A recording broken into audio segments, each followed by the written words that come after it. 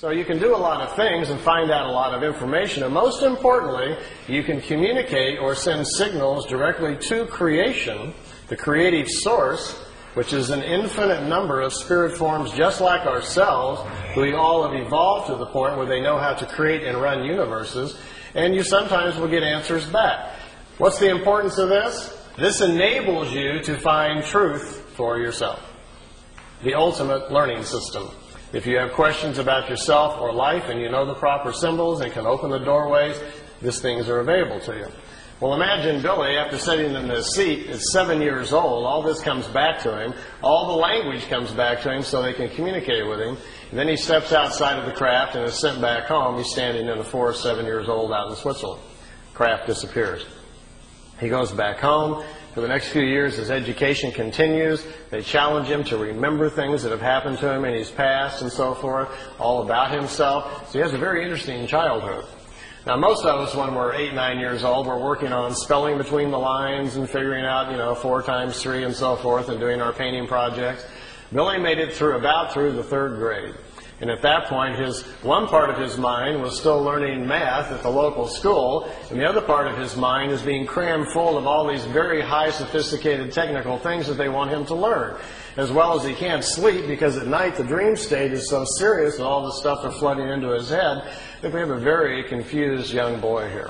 So he didn't finish his education. Instead, he quit going to school. His parents weren't paying much attention, so Billy would leave the house in the morning, go out into the forest, be left alone, sit down in the forest by himself at 10 years old, go into his meditative state. The stuff would start flowing in. He got educated in the forest.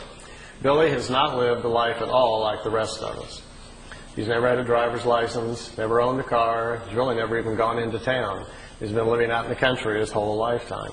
Then at the age of 16, something very interesting kind of happened. On his 16th birthday, the voice he's used to hearing all the time, he thought would come in to wish him happy birthday, was getting very familiar with it.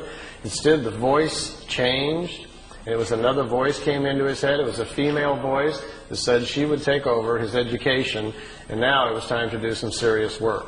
Let's leave home, the voice said. The voice told him to go to India and start studying, that they would direct him where to go. He was led out to India, to an ashram in Meiruli, India, where for the next 3 years he stayed in those areas and studied their philosophy, the different philosophies of man, went over into Tibet, crossed over there, studied with them, came back. During the 3 years, he had almost 100 contacts with these beings who started showing up in the disc, taking him aboard the crafts and moving him back and forth in time for his own education. When he was 19, he had to finally make the decision whether or not he wanted to go public, whether or not he would work with them to do this or not. Then they says, it's your decision. Now we're going to leave you alone for 11 years to get your life in order. You're a young man. Go get your wife. Go get your children started. Get your family started, and we'll be back. Well, he says, this isn't going to be real easy because I've already seen most of my life inside the craft. He says they have viewing screens that can show you the past or the future. He already knew who his wife was going to be. He already knew he was going to have 3 children. He already knew where he was going to live. He says, this isn't exactly fair. I feel like there's kind of a plan out there. I just have to kind of walk in the right steps. So he says, well, I guess I'll go to Greece where I'm supposed to go, and I'll be meeting my wife in about 14 days on the side of the road. And it happened, just like they told him. He met his Calliope. They were married on December 26th. He was 19, she was 17. They had to sneak across the border because she was underage. Made his way back into Switzerland where he went, and they had their children, and he settled down in the farm area where he was comfortable. At this point, let me show you some of the pictures and things that happened to him. I know some of you have seen many of the pictures before, but I can see on some faces you haven't. We'll go through those rather quickly and show you some because they're always kind of exciting to see some of the pictures. I've got the slide tray going, and I'm on a leash here. Maybe someone could help me start the slide projector. And I think we'll have to slide it a little bit this way now, so it'll go by this gentleman. You guys can come to it if you want. All right, well, let's see what happens to us here if we can get an image going here. Do we have any control over lights here? All right, light control. And let's see if we get a nice image here or where we're at.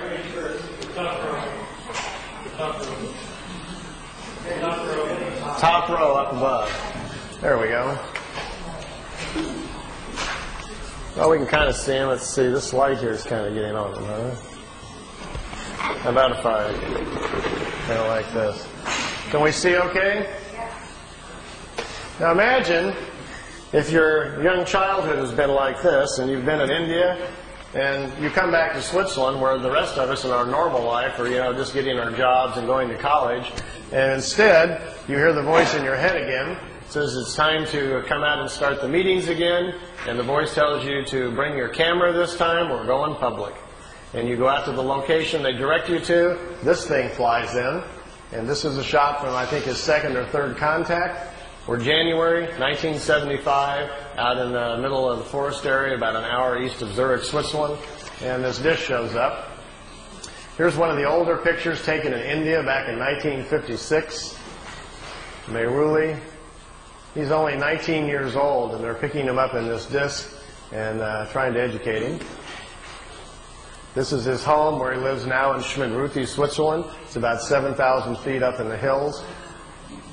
I took these. I stayed there for several months in the summer. Every night after dinner, I like to climb up on top of this hill because it's so pretty and just look out over the valley.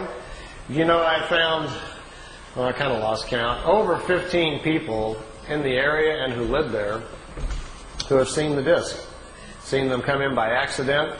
I found 3 people who've driven Billy out to the contacts, watched the crafts come in and pick him up. And then one night I got to see them myself. I asked Billy if I could see them, and they came by and let me watch. I got to go out in front of the house and stand there with him and watch the disc come in and float over the house. So it's pretty spectacular when you actually see them. Here's one of the few pictures we have of it on the ground. Most of the contacts were during the daytime. They were going on almost on a weekly basis. Billy would get this familiar cooling sensation. He'd hear the voice in his head telling him where to go. He'd go out to the area that they'd chosen. And many times they would set the craft down on the ground like you're looking at here. They'd get out of the ship, sit down and chat. I think, to me, one of my most memorable memories of him telling me about the contacts was at the first meeting on January 75. A lady stepped out of one of these crafts, came over and sat down. They talked for an hour and 20 minutes underneath the tree. And Billy asked the lady, says, "Who are you?" She says, "Well, my name, you can call me, the name that I chose for myself is Semyazi." And she says, "Semyazi, well, how do you spell that, or what does it mean? Is that a family name?" She says, "No, we don't have family names like you do. We don't pass the names on like you do. We've quit doing that. Instead, we've evolved to a point spiritually where we are more in touch with who we are as a spirit. We understand our incarnation cycles better. So we choose names which the name identifies the path of discovery we are on and the type of education we're working on during this lifetime. And in our language, the sound, Semyazi with a Z, means a woman with half the knowledge of nature. And that's her study. She's trying to solve more of the equations about nature in relationship to man. Well, Billy was trying to make his notes and was trying to make write it down phonetically how the name sounded to him. So he wrote it out, S-E-M-Y-A-S-E, Semyazi. So all of his notes, that's what he always called her, but that's how she called herself. She said on that first meeting that they've been watching this for quite a period of time. Their race is quite old. They are descendants of people from the constellation Lyra.